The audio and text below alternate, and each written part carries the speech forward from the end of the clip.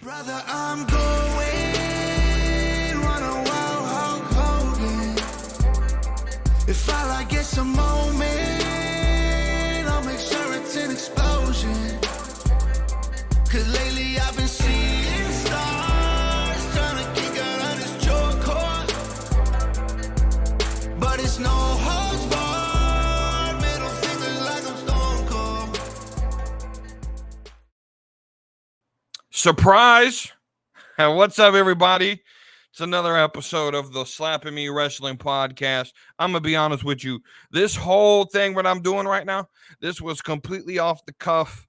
I watched NXT, and I have to talk about it, right? I can't wait a week for my excitement to sort of just disappear. I want to talk about NXT. We're going to break down the show segment by segment, just sort of as a fun way to sort of talk about the episode of NXT we got. I'm not going to mention AEW a lot in this. I do have some questions at the very end that I want to ask.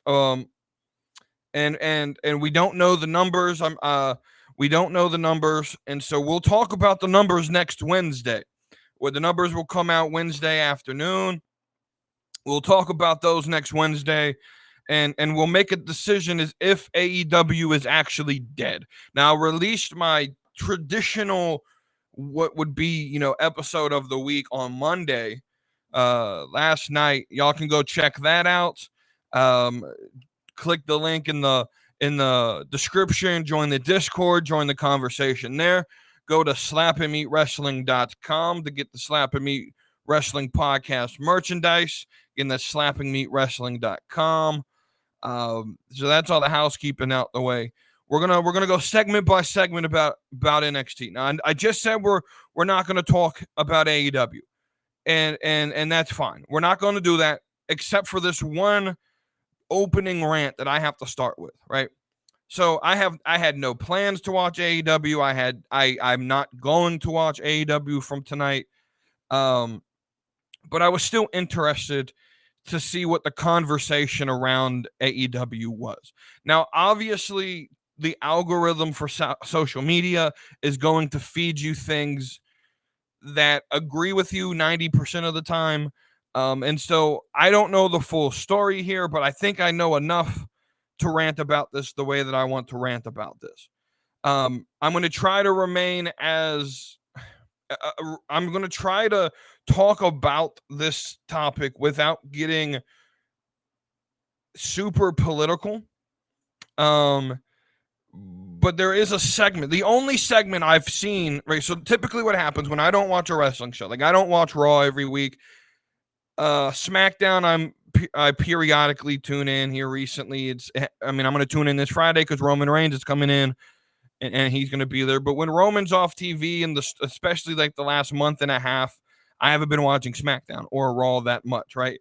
And so when I don't watch, what I do is I go to Twitter and I go to TikTok, and TikTok not as much because I'm sort of, I'm out of that algorithm on purpose. So I don't see a lot of wrestle talk anymore. But on Twitter, X, whatever you want to call it, I'm super big sort of in that algorithm there for wrestling on Twitter /X. I think more people sort of participate there more than they do on TikTok anyway for wrestling. And so my algorithm is obviously centered on a more casual sort of WWE fan perspective, but you still get other people, that are AEW fans on there, and you can search and do all that. So I did that.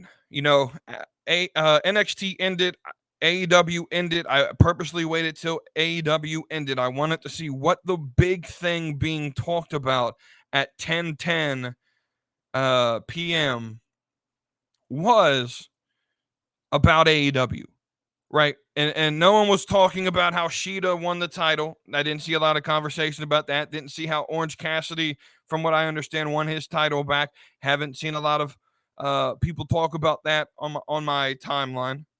Right. The only thing I'm being seen brought up is Juice Robinson holding the quarters that have the name Friedman written on it, and the absolute disgust and the justified disgust at this segment, right? And AEW fans immediately come in and they try to justify doing this segment. They try to justify doing this by saying, well, Juice has always used quarters as a weapon.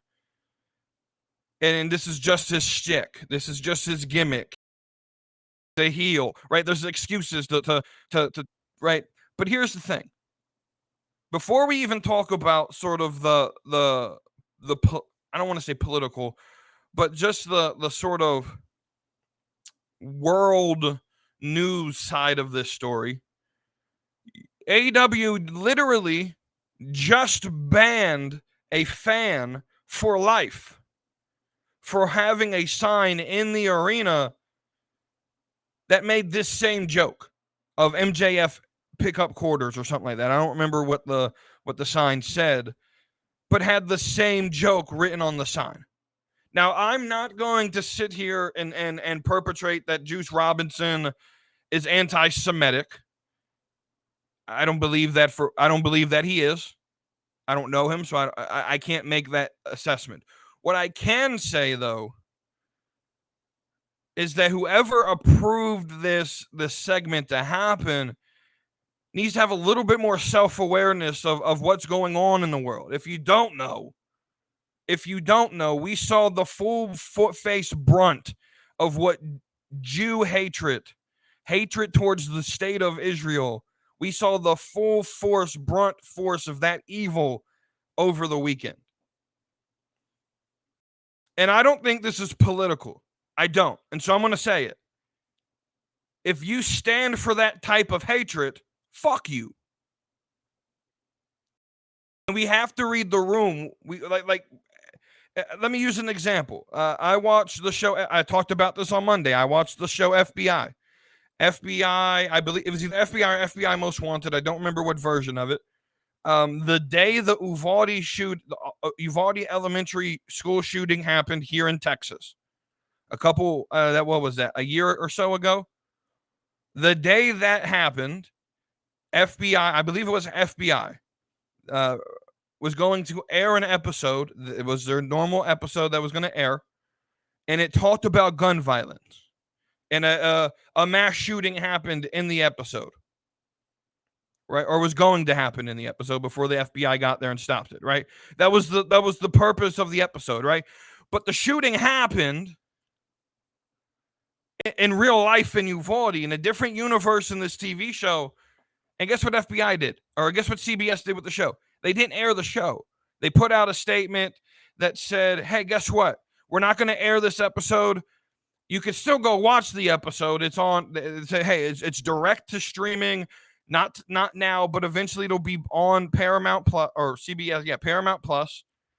Eventually we'll put that episode up, but we're gonna wait for the emotions and all of this to die down in this area, right? Because it's a sensitive topic right now. We're not going to play this episode. You know what? That's the right thing to do. That's the right thing to do, right? And so AEW. Whoever gave approval to this segment, y'all need to read the room. But I'm not saying that that any of them are anti-Semitic or that they hate Jewish people. But you got to read the room. Now let me give another example. Y'all see how I look, right? I live in the South. I have a beard. I play country music. You could easily mistake me for someone who supports the Confederacy. I don't hang out with losers, right? Right, you could easily, like I've been told before that from first looks, I look like someone who wouldn't be like friendly to minorities, right? And I could, let's say I became a wrestler knowing that, and I could use that. And again, this is all just hypothetical. It's not how I believe. I know this can get taken out of context, right? Let's say I became a wrestler, and my gimmick was I'm a watermelon farmer, and my finisher, right, is I had a manager or a team, a partner, right, and he distracted the ref, and I cheated by getting a watermelon and smashing people over the head with the watermelon, right? And let's say my entire career, doesn't matter how long it is, right? Up to a certain point, my entire career, I've only faced white people, right? And so it's fine when I do it to a white person. It's funny. It's me cheating. It's just part of the gimmick, right? But then I get booked to face I get scheduled and booked to face a black guy, right? And I'm in this feud, and my promo reads, and again, this is not me. Like, this is going to sound racist because it is, but it's not what I believe, right? So don't take this out of context, right? But let's just say I'm booked, and my promo reads with this gimmick, right? Promo reads, we're having this promo battle, and I'm talking to him, and I get up in the dude's face, and I point at him, and I say, "Boy, in the back, there's a watermelon with your name on it," right? Let's say that was what I was scripted to say. Would that not be considered racist? That it is, right? And so the context doesn't matter. It doesn't matter how long I've been hitting people over the head with watermelons for. When you get to a situation that's obviously stereotypical and racist, you got to drop it. It's okay if Juice Robinson goes into this feud with MJF and he doesn't bring the quarters with him. It will be okay, right? And I know I'm ranting on AEW that I said I wasn't going to talk about all that, right? But I just don't understand how a company that claims to be like for everyone and claims to be so, progressive and tolerant towards people can come in and look at this promo and be so, and can't read the room enough to say, maybe we shouldn't do this. Maybe we shouldn't do that. And I'm not going to be, the people who are trying to get clicks on Twitter and say, well, this is because Tony Khan's Muslim. I don't believe that at all. I just think that Tony Khan assumes that people are going to look over the world news and sort of just see this as part of the gimmick. And people don't do that nowadays. People just don't do that. And so so I've already sort of called this out, and I'm being met with, well, when we talked about Muhammad Hassan or that gimmick and the guys in the black mask attacked Undertaker and sort of a terrorist attack, and then 2 days later the London bombings happened and how that was a sensitive gimmick. And guess what? They canned the gimmick. I don't think WWE wanted to, but they were sort of forced to can the gimmick, right? But there's an important part of that story. WWE at no point knew that the London bombings were going to happen. The terrorist attack that they aired, where Undertaker was attacked by the two guys in black mask, happened before the London bombings, 2 days before, right? And so how could WWE know not to air that segment? Was it stereotypical? And here's the thing: I'm not against stereotypical gimmicks. Like Tony D'Angelo is a super stereotypical gimmick, and I love it. But at the same time, if something were to happen in Italy right now to the Italian people, I wouldn't expect Tony D'Angelo to go on TV and display hatred, or someone to come and display hatred to Tony D'Angelo on NXT TV. They would try to move away from any of that, right? Without context, I don't care how many people Juice Robinson has hit upside the head with quarters. In this circumstance right here, I don't think it's acceptable. I want to know what you guys think. And then with that, we'll stop talking about AEW. Let's get into the reason that we're here. I wanted to get that at the beginning of the podcast so that we can get that out of the way and talk about what we all came here for. And as the title of the episode states, we made some stars tonight, ladies and gentlemen. So this is my question. When we're judging, again, next week we'll answer these questions. When the numbers come out, we can see the numbers, right? Regardless of the ratings, though, AEW can win, NXT can win. None of that matters. Here's the thing that matters to me. In this episode, who made the most stars? Did AEW make stars tonight? It doesn't. From what I'm seeing on the internet, it doesn't look like they did. Did NXT make stars tonight? They surely did, right? Braun Breaker and Carmelo Hayes received a rub from John Cena, Paul Heyman, and The Undertaker. All involved in this. LA Knight was involved tonight and helped put over, in a way, Dragunov, right? That's not as much, right? Trick Willie got involved and looked like a star, right? Trick Williams got the sort of rub with Cena again, where he got some information from Cena, right? Everyone's complaining about, oh, WWE had to bring in Cena and Cody Rhodes and Asuka and all these people, Undertaker, and they're stealing time. Guess what? The regulars of NXT still appeared. Tiffany Stratton was still here progressing a storyline, right? Progressing her character. Kiana James was on. Roxanne Perez was on. Braun and Mello were on. Trick were on.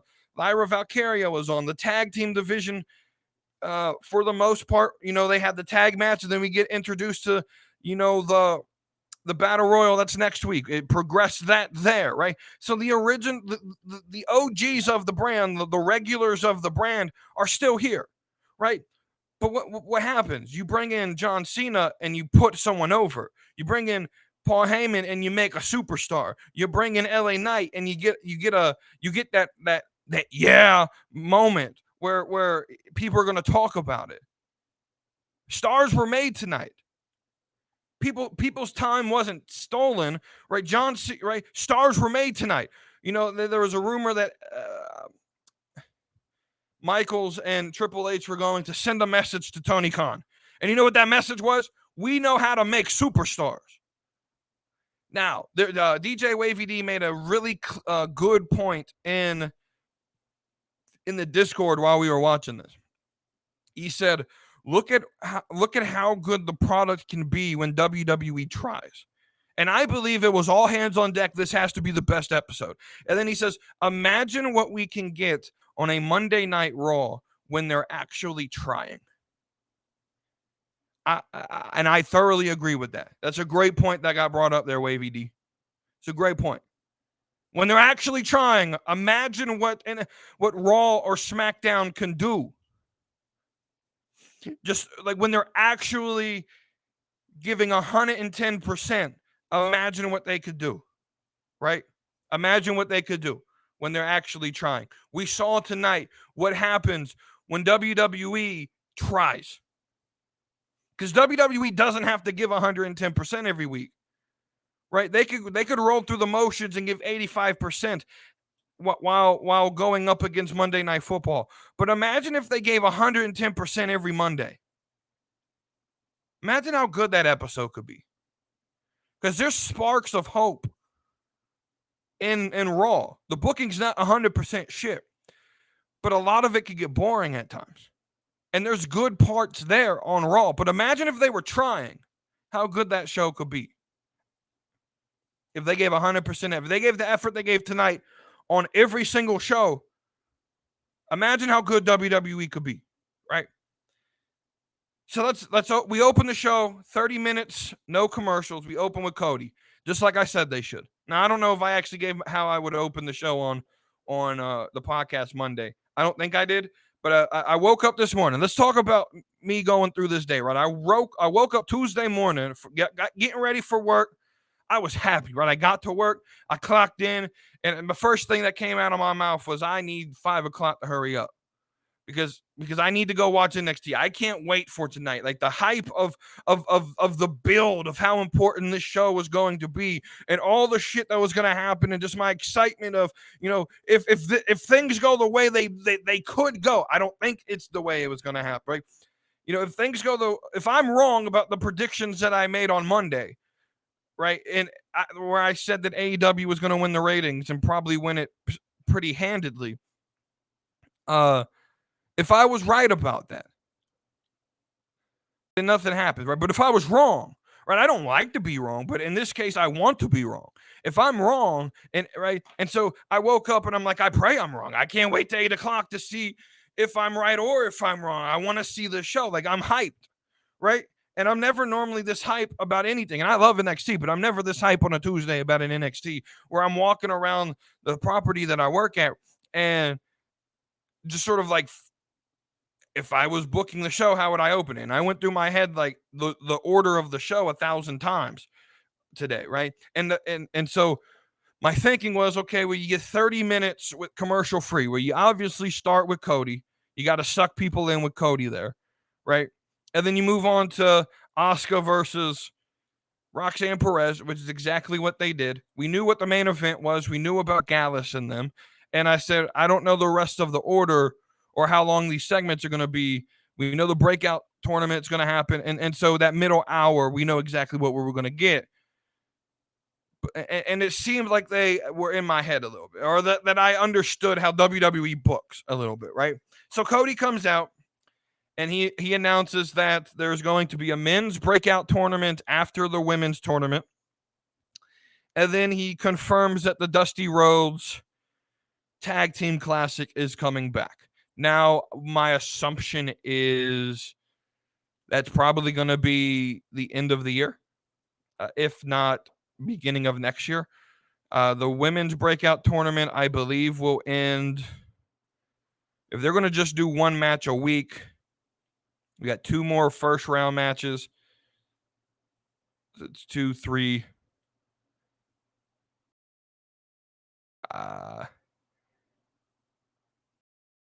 Like 5 weeks left. So probably deadline is when the women's tournament ends. Let's see, 1, 2, 3, 4, 5. So that'll end probably middle of November. And then the men's will probably take place the week after. 1, 2.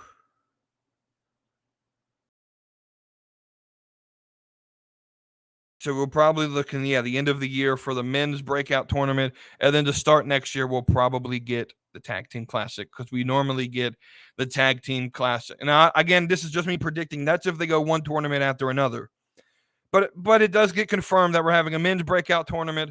I'm fully expecting Brian Pillman Jr., or now as he's going. Now, here's the thing. I don't know if it's Lexi King and the S is silent, or if it's Alexis King. I'm assuming it's Alexis King, because it's basically Alexis, which was his sister, and we'll talk about him in a minute. Because, but I'm assuming he's winning the breakout tournament. That's where my assumption's going, just before we even know who's in it. And then the Tag Team Classic, I fully believe that Out the Mud's going to win that. I thoroughly believe that. So anyway, Cody comes out there. He announces these tournaments. And then he announces that for the one night only, he's the GM of NXT, meaning he gets to make matches, for tonight and for the week to come, right? And he's able to do that, right? He's the GM. Dragunov then comes out and welcomes Cody. Then Dominic comes out, and Ilya accepts a challenge from Dom for the World Championship match that will happen. And then Cody announces, well, we need a special guest referee, and that's going to be L.A. Knight. Yeah, right. Now, let me say this, right? I'm still not sold that he necessarily isn't a flash in the pan. But here's the thing, this is how you make a superstar, right? The fans like him, you continue to show him on TV. He gets over with the fans, you continue to push him. And even if it's just for, 6 or 7 months in this run while they're using him this way, LA Knight's over. You can't deny the fact that LA Knight's over and he's a fan favorite. And so, yeah, I like LA Knight right now. I'm not necessarily certain that he's like a superstar in the making, because of his age. I'm not a big fan of them putting the entire company on him at 40-something years old. But I definitely think if it's booked correctly, LA Knight will be champion at WrestleMania. Universal champion. And the way I would do that is Cena wins at Crown Jewel. Cena wins at Crown Jewel. LA Knight beats Cena at Royal Rumble. And then LA Knight walks into WrestleMania as champion. That's how I would do it. It's pretty simple. Right. So then that happens. We then move into Asuka and Roxanne Perez, which is Asuka destroyed the shit out, right? And they made a big point that Asuka had never lost in an NXT ring. She continues to be undefeated, manhandling Roxanne, but still at the same time sort of giving Roxanne, Roxanne still showed that she had fight in her. And I still think Roxanne looked really good in this. Shotzi was out there as well on commentary and announced she and Scarlett Bordeaux, when just now Scarlett, will be hosting Halloween Havoc. This was highly expected. She always hosts Halloween Havoc. And so that's fun to see that happen.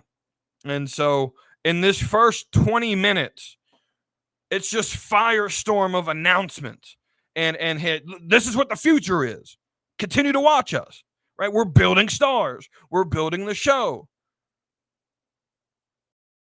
That's what you need to do. That's what NXT needed to do tonight, right? NXT was going to have eyes on the show. You needed to give people a reason to continue to come back. You need to give people a reason to continue to come back. And guess what? They did just that. They did just that. We then get the pub rules match between Gallus versus Ridge Holland, Tyler Bate, and Pete Dunne. I was a little bit disappointed Sheamus wasn't there, but it's completely understood. Like it's not that big of a deal. This was a fun match, right? This was fun. You have people getting pinned to dartboards. You get a bowling ball. You get smashed through a table with beer and peanuts on it. You got so much going on here. This was fun. This was sports entertainment. This is good television. This will get people to continue to come back. Right?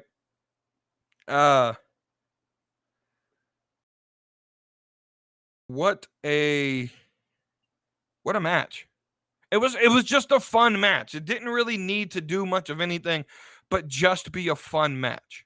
And they didn't try too hard to make this feel like something it wasn't. Right? It was just fun. At the end of the day, that's all it was. It was fun. And it didn't need to be a technical masterpiece. People enjoyed it. Okay? We then get a backstage promo with Lyra Valkyria, sort of promoting her match against Becky Lynch in 2 weeks. In 2 weeks, first night of Halloween Havoc, Lyra versus Becky for the Women's Championship. I thoroughly believe Lyra Valkyria will beat Becky Lynch.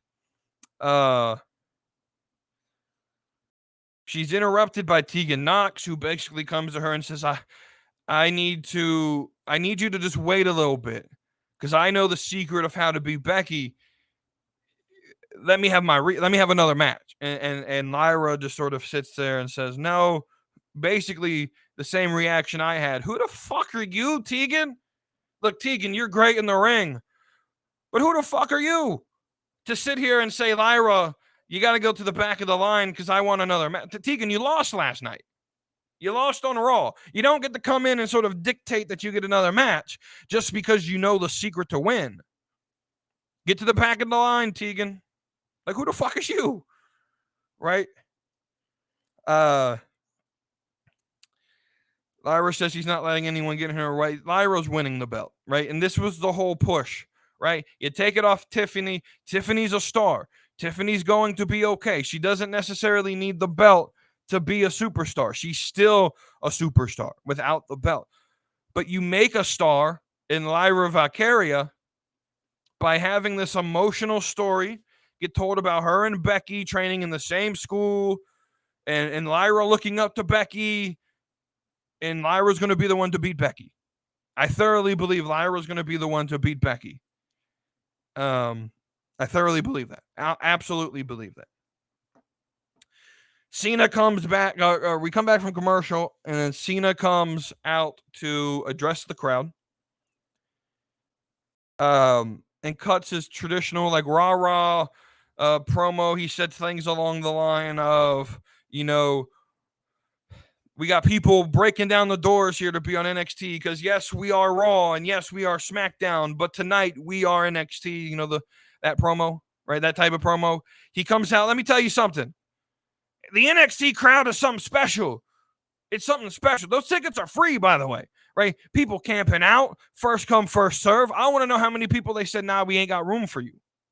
We ain't got room for you.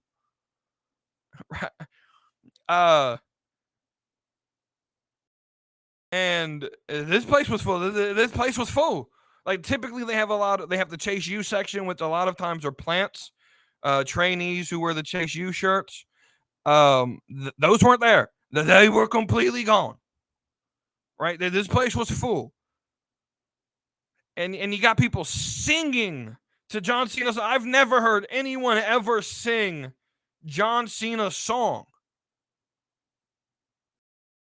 You get the Cena, right? The crowd was just hype. He cuts this promo. Braun Breaker then comes out and talks trash to Cena. And the fans were sort of like, let him cook. John, go cook him. Cook this motherfucker, right? And Cena's like, no, this is a teachable moment. In that, hey, look, you gotta, you're a star, basically, right? This is setting up the Cena rub, right? And then Braun attacks Cena. Cena counters, goes for the AA, and Braun escapes. We then see Cody talking to the family in the back, D'Angelo and Stacks, and they have this idea of how to determine the number one contender. And so we're gonna get this. They describe it. They have a problem explaining it though. From the, they explain it in sort of mafia terms, right? And Cody's like, "Yo, dog, I'm from Georgia. Explain it in ways that I understand it." And they pitch a tag team Royal Rumble. Now, I like this the idea pitched. I think it's 5 teams, and then it's a battle Royal Rumble type thing, right?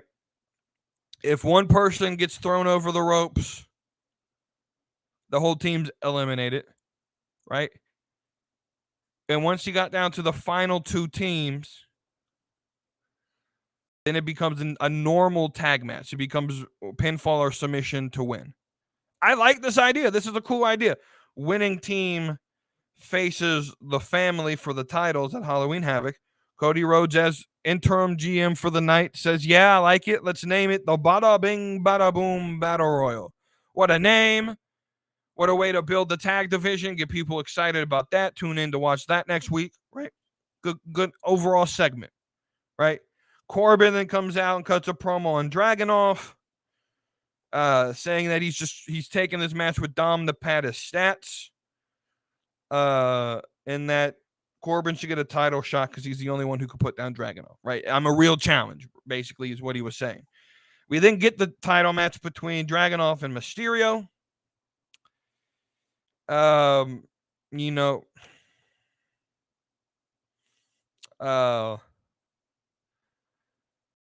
it goes a normal way any Dominic Mysterio match goes, right?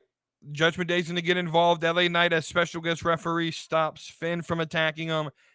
JD McDonough tries to get involved. He gets a blunt force trauma, right? Trick Williams comes out to stop Rhea from hitting Dragunov with the belt. Has that little, where he has her in her arms and they look, have that little moment right there. Yeah. And then Dragunov wins after hitting his finisher, right?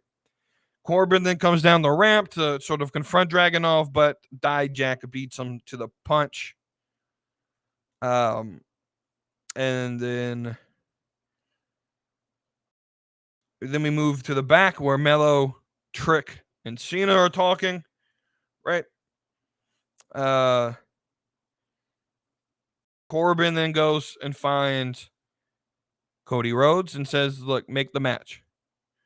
Cody says, you know what? You want a match? You, Dijak, and the winner of the main event will have a triple threat match to determine the number one contender. right? And so there we go. A lot happens in that little middle portion there between matches. A lot of matches get made. We're setting up future shows. And then we get the women's breakout tournament, Lola Vice and Danny Palmer. Danny Palmer's great, but come on, Lola Vice is winning this match, right? That was sort of my mindset going into this. Lola Vice did win. Lola Vice is so fucking good. She looks like she's been doing, and I know she's MMA trained, but she looks like she's been doing this for years. Like, who trained her in wrestling? Because it's a completely different art form. And she looks so good doing it. Physically, like, actually looking good, but like in terms of like she's very good at the craft. Right? And Paul so Lola Vice. So here's my theory on this tournament. Either Lola Vice is winning it or Kalani Jordan. That's your finals. You can look at the tournament. Like when they aired the bracket last week when it started, I paused the TV and I broke down the matches. And I said, okay, yeah, your finals is going to be Kalani Jordan and it's going to be Lola Vice. And if I'm wrong, I'm going to be surprised. But that's where I think we're going. One of those are going to win the tournament. We then get the Brian Pillman segment. Basically, he says, everyone comes up to me and says, oh, you remind me so much of your dad. And let me tell you, I've met the man. He looks exactly like his dad, right? And everyone comes up to him and be like, oh, you remind me of your dad, this, that, and the third, right? And he says, you know what? You know who? We loved your dad. We have so many memories of your dad.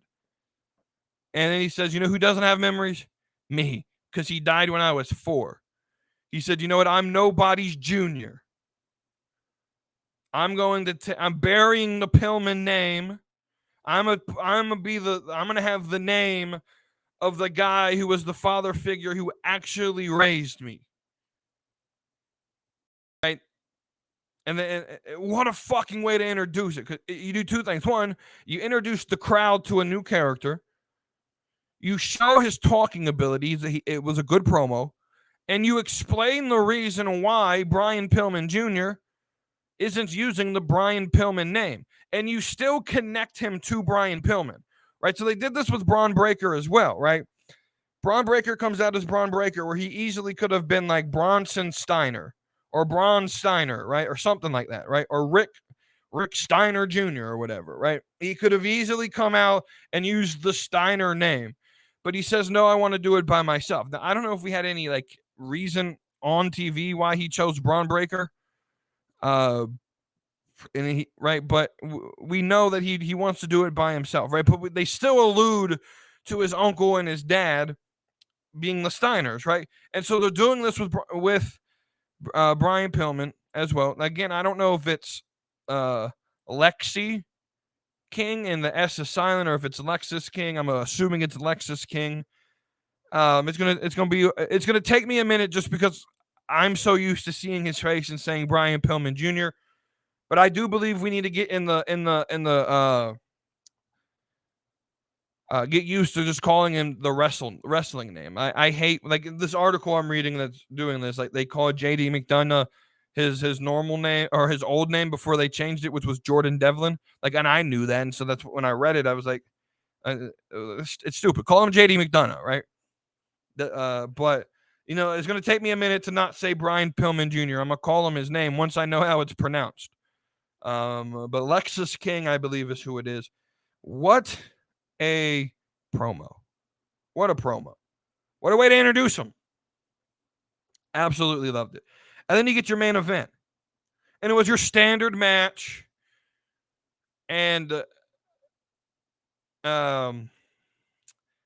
Solo Sikoa comes out to attack Cena. Now, this was always how I assumed this was going to go, was that Cena and Heyman were here. So Cena gets announced as in the corner of Carmelo. And this makes sense with the Massachusetts background from both of them. Both of them represent Massachusetts, right?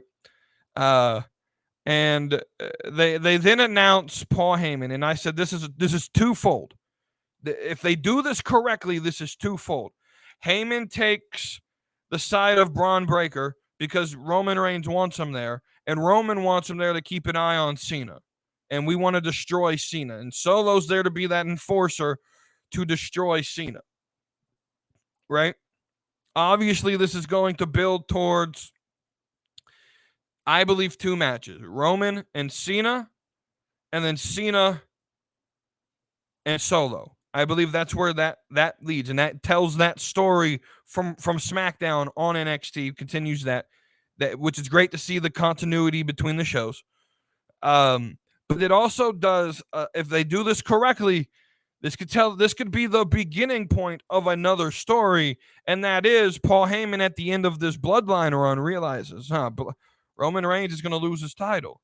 Maybe after Roman loses the title, and Roman goes crazy and fires Paul Heyman, right? And Paul Heyman disappears, and then he comes back and says, "I have a new client, Braun Breaker." This could be the starting of that new story. And that's why I believe stars were made tonight on NXT. The NXT built superstars tonight. You put on this match, and it wasn't anything special.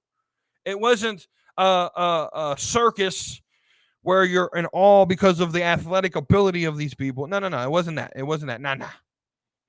But what happened? Stars were made. Carmelo and Braun get the entire night. John Cena, Paul Heyman singing their praises. Braun loses the match, attacks Carmelo, grabs the mic, and says something along the lines of, "There's only enough room for one badass in NXT." And through the night, I put in the Discord, I think, like, during this match, I think they trolled us with Taker. I think this was just a way to get people talking about him. There's no way he comes back, right? And then Braun says, "There's only one room for one badass in WWE." And I put in Discord, I was like, "Come on, turn the lights off, give me the gong." And as soon as I put it, literally, the gong happened. And then American Badass starts playing. And I love that Taker sort of has retired, left the arena, and now when he's coming back, instead of sort of getting into the dead man walking sort of zombie gimmick, now he's just coming back as American Badass, which I appreciate a lot more because that's my favorite version of Undertaker. Undertaker comes in.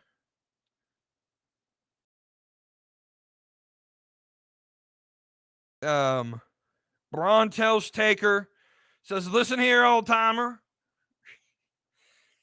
That Braun says he's the only badass around here. He can be the only one. Taker says, "Braun, look, man, you're special. You're going to be a star one day." Something along those lines. But it ain't today. And then decks the shit out of him. Like, I thought he actually punched him for real. Like, that was how realistic it looked. Decks the shit out of Braun. Choke slams him. Leans in and says, "There's always room for bigger and badder badass. And you just met him." And this isn't a one-off. This feels like there's going to be a continuation of this story. Like, I can imagine Braun Breaker and Undertaker at Survivor Series. Could you imagine that?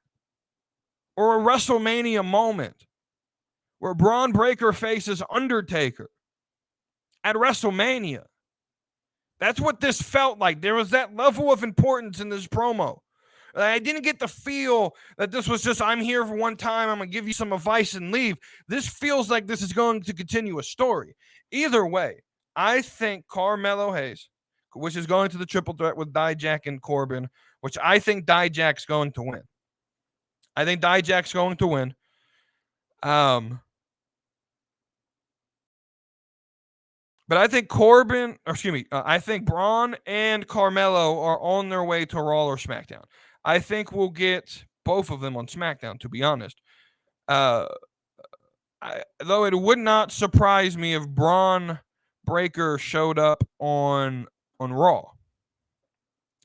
Maybe send Braun and Cora Jade to Raw, send Carmelo to SmackDown to be with the Hurt Business, or just be by himself, or you flip it around, Carmelo on Raw, Braun Breaker and Cora Jade on SmackDown. Just whatever way you want to look at it. I think that's what Cora Jade is waiting on, is them to call up, or I don't like the term call up, but to move to SmackDown or Raw with her Braun Breaker. Because I don't like the term, because Cena comes in, and by giving the promo, "We are NXT," he legitimizes NXT on the level of Raw and SmackDown. So I'm so happy he did that, because it proves my point. NXT is not viewed internally as developmental anymore. It's not. It's on the same level as Raw and SmackDown. John Cena said so. That you got people from Raw and SmackDown wanting to come to NXT to make a name for themselves. It's on that level. They want to face the talent in NXT. It legitimized NXT and told the audience, this is on the same level. It's on the same level. And so we'll end it by saying this. This show was fucking great. And if we're talking quality of the show, this is why I always say, or I've always said in this predicament, the ratings aren't going to matter. NXT can lose the ratings but still be the better show. And so my question is, and this is what I ask AEW fans and everyone, when you watch that AEW show, if you're going to watch both, right? Look at both shows. I have no interest in watching AEW, by the way. So this is why I'm asking them. When you watch both shows, ask yourselves these questions. Who made or who built the most stars? Who built their roster and made it feel special and important? And who just gave you a bunch of randomly thrown together shit to sort of build a dream card? Who get right? And if all you want is matches with quality flips and all that shit, sure, you can like AEW, but the question of the matter is, who built the future of their company tonight? NXT did. WWE built the future of their company in one night. They built superstars. AEW, did you build superstars? You fired a lot of shots and said, "Oh, you're a stupid, bald asshole," and stuff like that. Tony needs to lay off Twitter and the coke and go to sleep sometimes. Tony, go to sleep. You're out here spitting a lot of shit.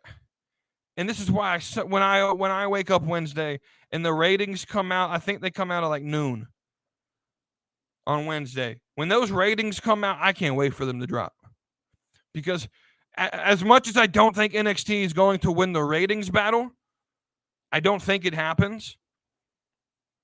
Or if it does, it's only going to be by like a few thousand, not hundreds of thousands. But there's a part of me that wants to see the ratings drop tomorrow and see NXT just completely obliterate the fuck out of AEW. Because Tony fired a lot of stupid shit on Twitter over the last couple days. And it would make my fucking day if AEW got obliterated in the ratings. And he had to look like a fucking dumbass for what he posted on Twitter. Right? At the end of the day, I'll say this. And I haven't watched AEW, so I don't really know what happened. But I thoroughly believe in terms of quality show, NXT won. And in terms of building the future of their, like, Jade Cargill showed up. I forgot to mention that. Jade Cargill showed up. She's been on the screen a total of like 6 seconds. Total. Right? She had the run-in with Triple H at Fastlane, and then the run-in with Shawn Michaels tonight. She's been on TV for like 6 seconds. It already feels more important in WWE than the full 2 or 3 year tenure she had in AEW. She feels like they are laying out the red carpet for her. She's that important to them.